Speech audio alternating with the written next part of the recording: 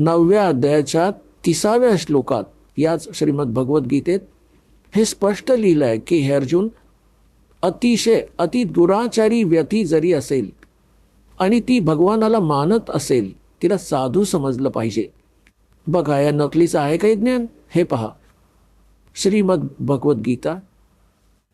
आणि ही तर गीता प्रेस गोरखपूरवाल्यांची, आणि याने याची नक्कल करून त्यात आपली बकवास केली आहे सगळी.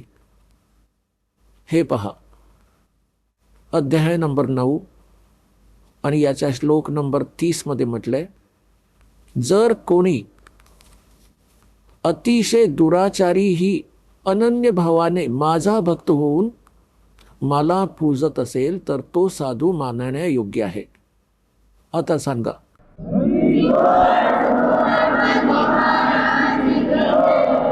हा तर बेईमान माणूस आहे.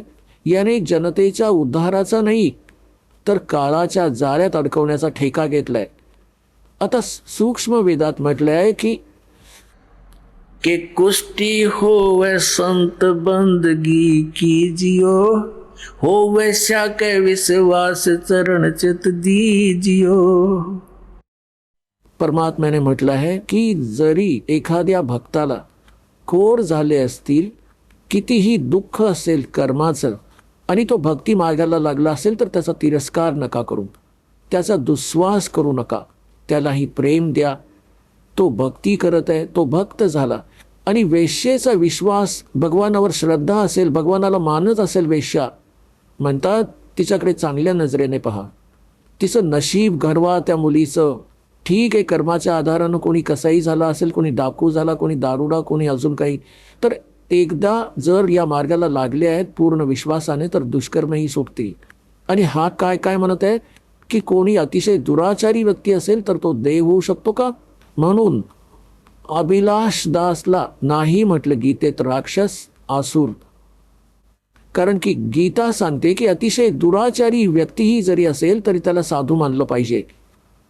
आणि जो ईश्वर नाही मानत तो तर 1 नंबरचा राक्षस आहे. ते तर बोलण्याचीच गरज नाही. पशुमध्ये आणि दगडात काय फरक आहे?